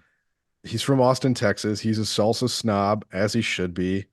Obviously, a lot of great options down there, but he's going to get some of the stuff from up north and let us know how he likes it. So, anyway, be like A-Bomb. Go get yourself a flat rate shipping box of a 2 Men in a Garden salsa today, and that's at 2meninthegarden.com. Pete, we got some. I don't understand media rights. It's outside my jurisdiction, but I will say that I am a big fan of. I think I've said it here before. I'm a big fan of NBC Sports' presentation. Yes. Their announcers leave a lot to be desired, but I think the picture's always crystal clear. The graphics are solid. I just think they have a great uh, visually enticing product, and they make Yeah. our shitty league look great. Yeah, I agree with that. I mean, like it's generally my favorite broadcast as well, especially if you get, halfway decent announcers, but this is part of a larger story, Zach, that the A10 has secured a new 5-year agreement with longtime partners CBS Sports, ESPN, and NBC Sports for enhanced media and TV rights. The agreements, which were announced Thursday, significantly increase men's and women's basketball national exposure. And then they also say it increases brand marketing, production investment, and rights fee revenue for the A10 membership beginning with the 2024-25 season. And the agreements represent a 40% increase in rights fee revenue, considerable expansion for the league's linear TV coverage. And then they increase the number of basketball championship games by 30% over What does that previous agreements. mean? So it means more of our championships are going to be on TV. It also means we're going to make a little more money. And this is good But news, how Zach, many because championships do we have? Like, I'm not reading that right. Am I reading that right? Like, are we talking about? sorry, not championship games, a basketball tournament games, right? So think of like the early rounds. They're not all Okay, broadcast got it, got necessarily. it, got We're it. going to I'm have like, more of the early round games got or it. broadcast nationally. So the good news here to me, this is a 5-year deal. It kicks it out to, I guess that would be 2029 or whatever. And maybe we're just whistling past the graveyard, but we're all worried about the storm clouds on the horizon with college sports, and we're not on the inside of those power conferences.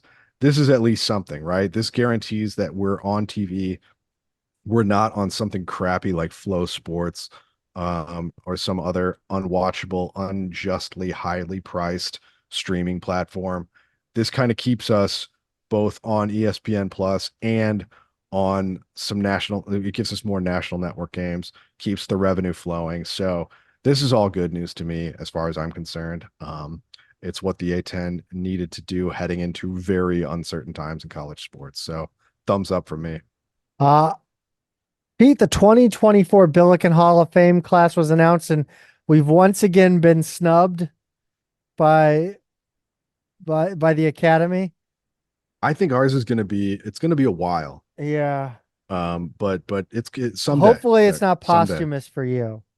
Hopefully it Oh, doesn't take that long. that's a good point. That's a good That's point. so I've only weird. got so much time. Um, we had a little discussion on these because a few of these feel a little soon. A few And I feels also soon, and I but also one want to get one feels into late to me. right, and one feels like there's a little bit of a conspiracy. Okay. All right. Yeah. Um, do you want to go with this name? Because I'm not even gonna try. I don't know Aspen the Servant. it's Servant, which is a great name for a tennis player. If only that it's Servant with a C and no Yes, apostrophe at the end. right. Because I was afraid that it was like a like a ch sound, It could be. like an It Eastern could Bloc it chur. I got to admit I was not following women's tennis in 2014 to 2017. Most of my tennis, slew tennis following was in high school. Um, but yeah, women's tennis 2014 to 17. Um, uh, and this is gonna be like a running. There's a lot of them here that are from the teens that I Yeah, don't know. I think there's only one of them that I think is like I think they're all deserving, but I think yeah. they're soon, except for one of them, and we're gonna get to that one. Well, I wonder if it's kind of like a baseball thing too, where they were in the teens, but the latest year we're seeing is 2018, which Yeah, means that's a like a 5 year thing, right? So like there's nobody like maybe that's the first year of eligibility for those people. And interesting. I don't know how this is decided upon, but maybe We're gonna have too many people in the Hall of Fame. We gotta get a little more strict. yeah, I think we because like we're putting in teams. yeah. Well, I don't. Well, let's go through the rest of them, right? Yes, I mean, they're all great Billikens. Miller Hogan in baseball, 2016 to 2018, he one of the was more recent ones. fantastic on the mound Yeah, in that NCAA tournament. Well, leading up to the NCAA tournament, he did pitch well. I believe that was the Ole Miss. I think When so. yeah, I Down in was that there. region. That was Yeah. sweet. Jenny Kell, women's soccer, 99 to 02. Yeah, and then this one's a no doubter to me, Zach. Yes, I mean, if this was her first year of eligibility, Jackie Kempf in women's basketball, yes. 2014 to 2018, is somebody who like, yeah, I mean, whenever she's eligible, you put her in my Th th opinion. this one's borderline because he only made one NCAA tournament here, and that's Rick Majerus. I don't know if you've heard of this guy before, but he was the head coach of Billiken basketball from 2007 to 2012. Yeah, people have told me about him. He knew his stuff. Yeah, Real X's and O's guy. yeah. Now he couldn't recruit worth a damn. I mean, you had people like Cody Ellis, Kyle Cassidy. Mhm. Ugh. A lot of guys who didn't fit his system, Oh yeah, unfortunately. he just. Jet, McCall, Evans, Oh, Lowe, just a lot of guys who just, a lot of these bum, stiff foreign guys. Yeah. yeah. No, obviously we're joking. Just for those that don't necessarily read us so well. Rick Majerus, I mean, this one's overdue. Just Yeah. like the court naming. Yeah, I mean, no argument here. He's obviously, yeah. I mean, I think coaches with that kind of name notoriety, you got to put him in. He was a Billiken Hall of Famer as soon as he stepped on campus, in my opinion. This next one is an interesting one because we were kind of, and I want to go in a deeper dive here. I'll let you um, go ahead and tell everyone who it is. Um, yeah, and I'll give you a little bit of rundown of who he was. Ryan McCoy from men's swimming 2014 to 2018. So another from the latest possible class. Yeah, he was described to us in a DM as the greatest Billiken swimmer of all time. As a freshman, he was one of the top slew swimmers. He had the Billikens top time of the season. I'm reading this directly from the SLU website. In the 200-yard freestyle, the 500-yard freestyle, the 1,000-yard freestyle, the 200-yard butterfly. In 1 year, he's already littered throughout the record books, owning SLU records in the 200 freestyle and butterfly.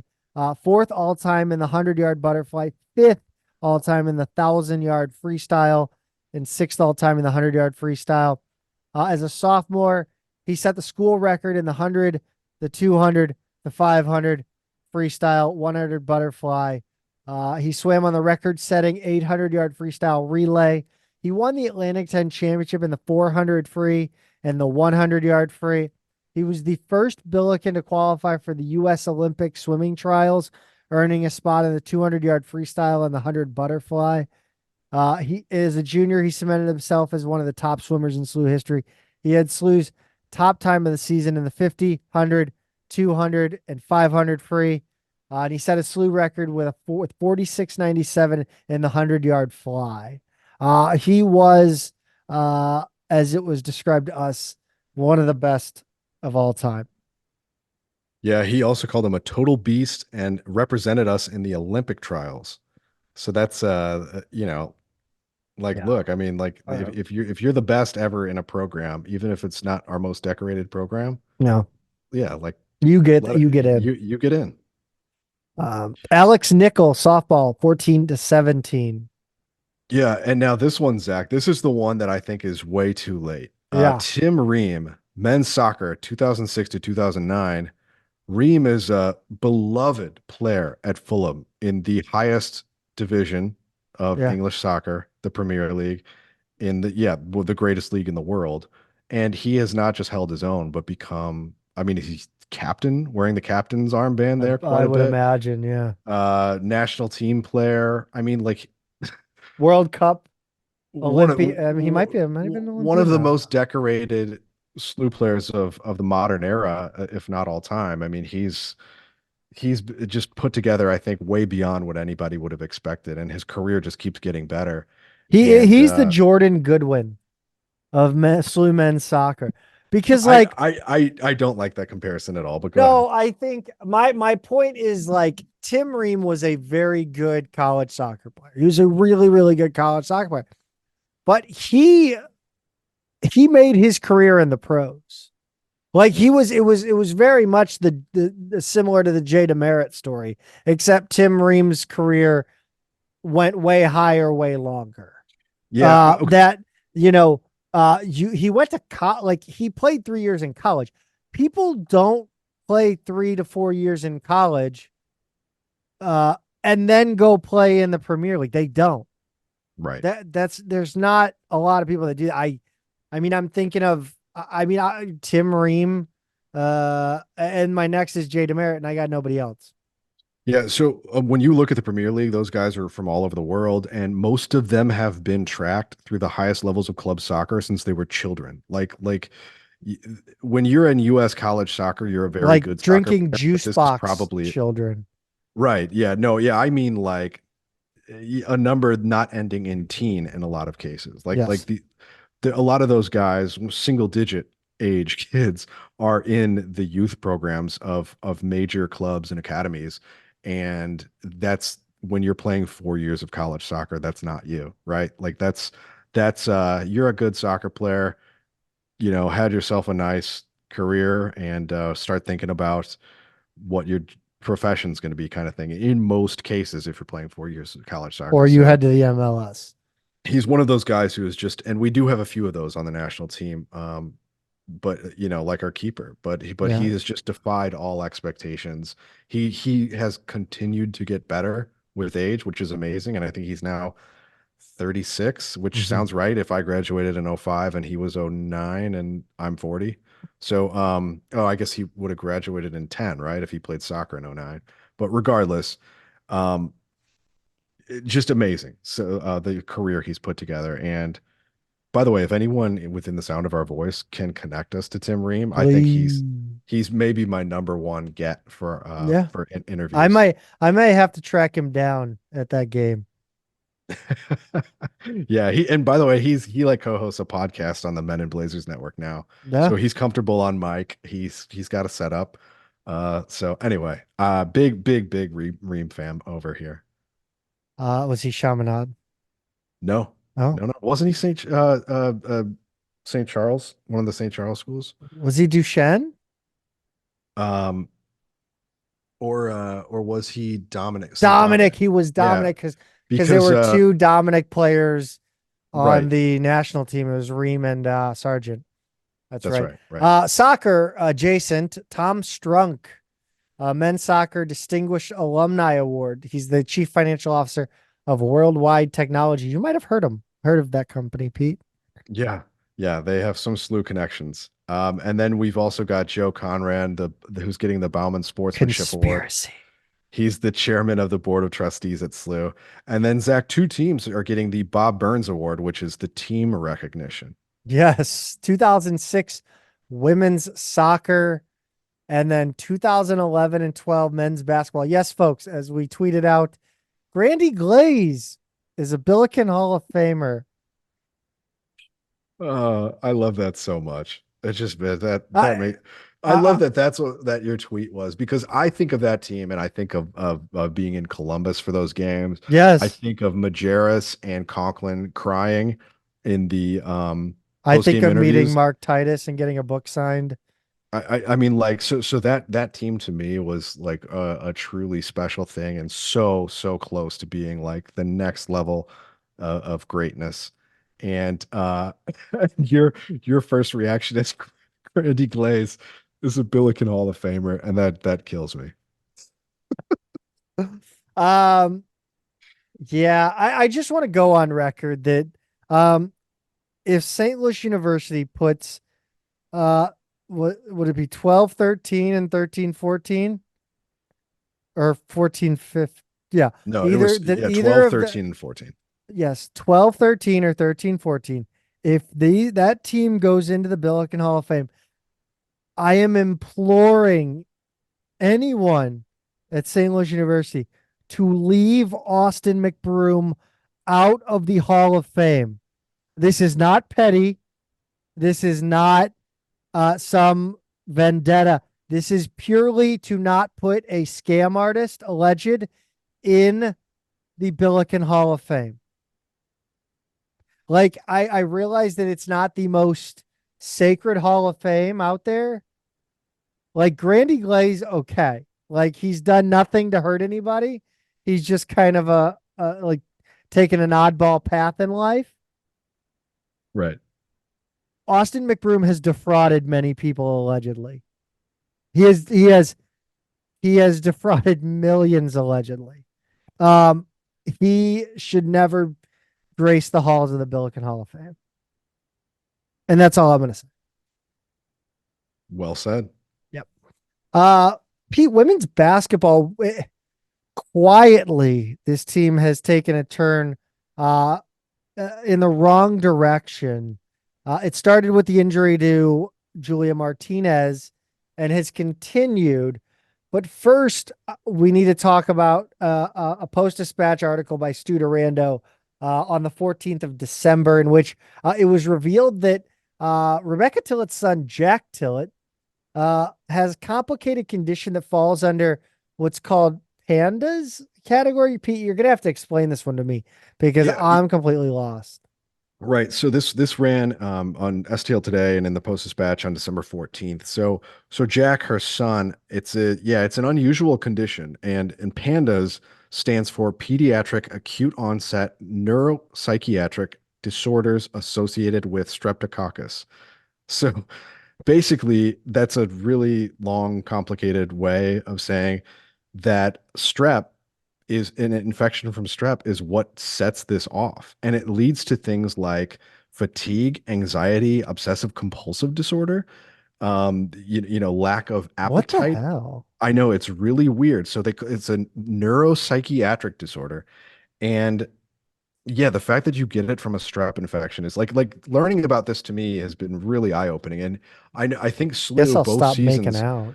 has had a has had a pandas awareness game, right? It's one of those things where I was like, I meant to look into it and kind of forgot. And I'm glad this article came out and kind of talked about it. So basically, some tests showed that he had a strep infection, I guess back when he was 13. But as far as everyone was concerned, he was this perfectly healthy kid, soccer and basketball player, and then all of a sudden, rapidly, he's got no appetite and he has OCD. All of these anxieties and tics and things. And there's these, pandas has all of these potentially debilitating symptoms. They prevent you from leaving the house, completing work. It's like it's a heavy thing. I mean, like it's a It's really complicated, unusual disorder. And it has been, she said it has been diagnosed by three different doctors. They said sometimes because it's relatively rare and complex, it can take up to 8 specialists before they diagnose it once. So they've had no shortage of time in front of doctors for sure. She said she's become kind of an expert on this as they've gone through the process, including all the treatments, because he's 19 now. So it's been going on for 6 years. Um, she said they did get a family dog that may be trained. The dog's only one, but they may train it as a service dog for him. He does have some more treatments coming up. They said the most successful one has been where they actually replace blood plasma cells, if I'm understanding that correctly. Again, all very complicated. But he wants to graduate high school. He wants to go to college. He wants to live on his own and have a normal life. It's just going to be a battle for him. And they're obviously doing everything they can for him and trying to raise awareness for what is a really unusual, you know, I guess you would call it a disorder. It's in the name, but I certainly don't want to be insensitive or anything about it. But yeah, Zach, I didn't know anything about this. we need to find a more serious acronym because I just can't. Pandas, I it's too can't. I cute. can't. I can't. Yeah, I got to get serious about it, and I can't when it's called pandas. I can't. I just, I will. I mean, I guess part of it is there are other really, unusual that's so diseases, disorders bizarre. out there that don't have super memorable names like that. So I do Yeah, kind of like that this sure. one is, and because it comes from a strep infection, it's infecting kids. And I can't imagine how alarming it is to have your normal 13-year-old all of a sudden with severe OCD and like not eating more than a cup of yogurt in a day and stuff like that.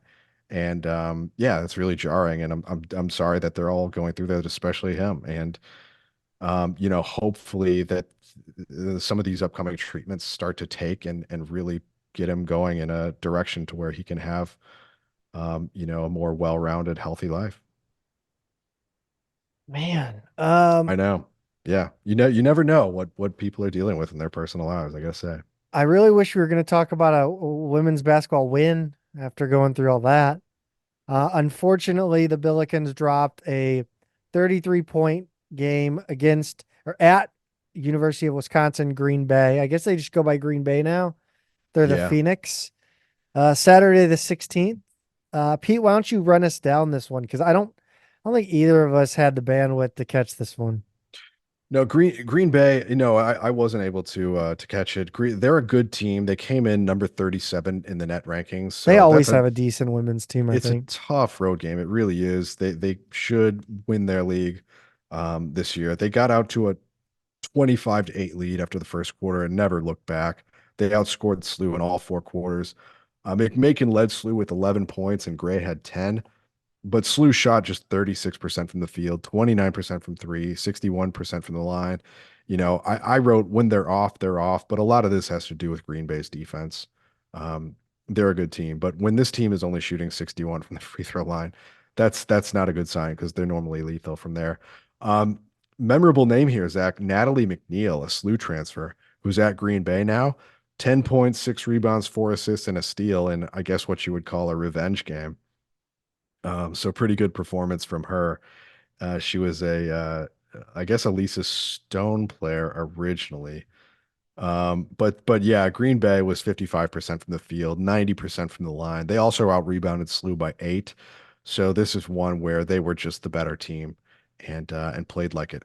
SLU moves to 5-7 overall on the season. It's their fourth loss in the past 5 games. They're better off than they were at this point last season when they only won 4 total non-conference games. But after the way the second half of last year went, Zach, I think, we're kind of scratching our heads a little bit, hoping SLU can find their footing. But I do think Green Bay is probably a little better than anybody they're going to see in the A10 this year. And anyway, next up they've got Illinois State. This is another road game at Illinois State, and it's on Tuesday the 19th. It's yet another common opponent with the men's team, and I think that's 5 total in the schedule, if I've got that right. This is a much more beatable team. They're 5-4 and they're 206 in the net rankings. So I'd like to think that we're going to at least make this a close game. Hopefully can get back on track with a win though. You're on mute, Zach. Because I was chewing on my pen and I didn't want anybody to hear that. Women's soccer. Caroline Kelly's transferring out. No word. Oh wait, no. Yes, she will be heading to the cult of the TCU. We lost Caroline Kelly to the cult. That is Texas Christian University. Yeah, I don't know. I don't know if it's quite the GCU, No, but it's yeah, not. TCU. Yeah, It's a so St. Louis cult. It's one of there's the St. definitely a Louis lot. Yeah, cults. it is one of those schools that a lot of St. Louis kids go to. Is this Um, home field's doing? I feel like this is home field apparel's doing. you badmouthed their Frogs hat last week, and they came back to haunt you. So here we go. But yeah, no, she just put it on her Instagram about 2 hours before we started recording. So that's the word. She's off to TCU. Good luck to her. It's a real shame that she's Yeah. leaving. I know that she probably felt like with them bringing in the transfer from Wisconsin at her position and no one else really leaving, that it's a crowded position forward for SLU. And all best of luck for her.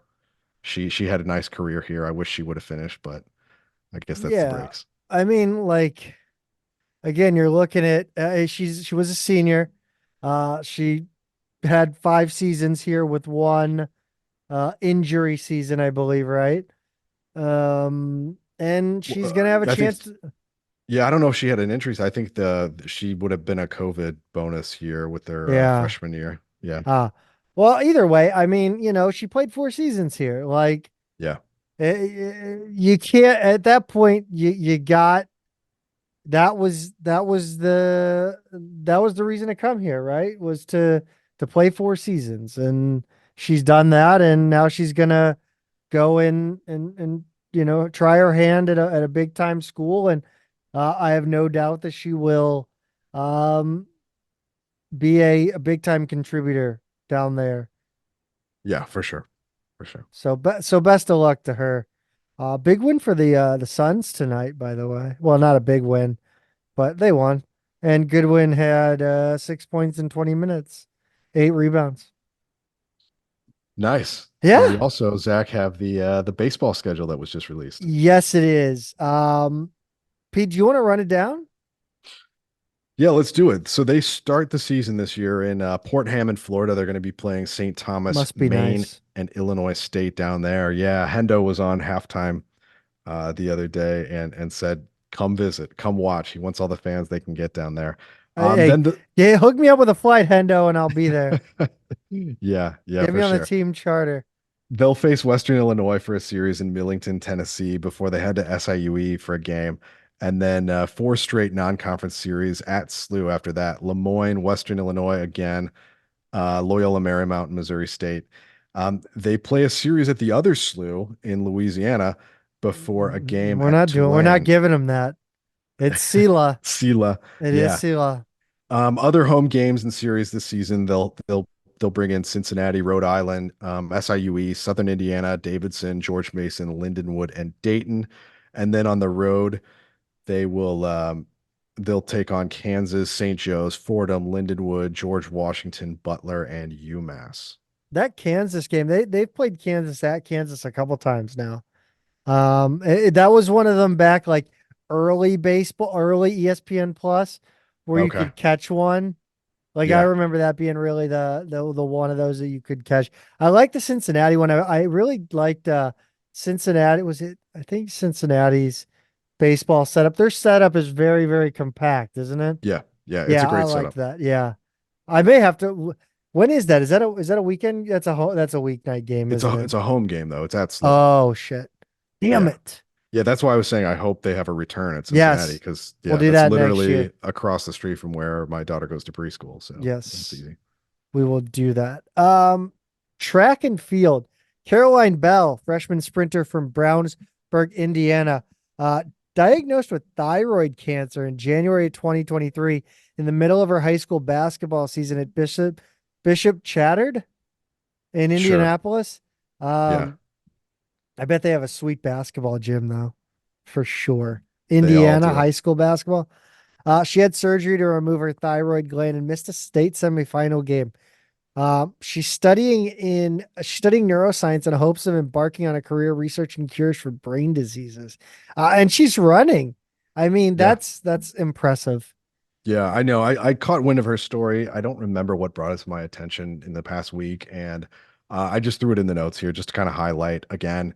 You might see somebody out there playing for SLU, competing, coaching, and not know what they've been through, what they're going through in their personal lives, and just to highlight another pretty impressive story. And I hope that she has a long and successful career in researching what she's been affected by. So good Uh, for her, and hope she has a good track career at SLU too. I yeah, I think Pete, um, this was luckily I took off work tomorrow, because right now we're sitting on a 2 hour show. Yep. But I hope I really wanted this season. I was really wanting to get deep into the games. And I think when you lose games, it can really suck the excitement out of talking about stuff and it's not as fun. But it was really good to really dive deep into the minutia of the game and not just whine about it. Yeah. Because you're not, anyway. I hope you all enjoyed it because I really tried to kind of take, you know, Pete's amazing notes and just spin it into more like what can I fire back at Pete?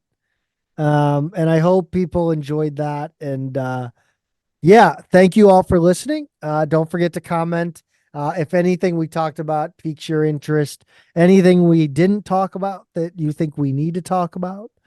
Um, Again, it's so great to have the support that we have um within this tiny fan base that we have here. That's right. Yeah. Thanks everybody for listening. You know, as always, there are things that we leave open-ended in our conversations, or things that we don't know or might be not as well informed of yet that we want to be. So just let us know if you hear anything that you want to follow up on in any way possible, whether it's a YouTube or Instagram or Twitter comment or Billikens.com comment or whatever. Just reach out to us. We appreciate it. As always, Pete, go Bills. Go Bills.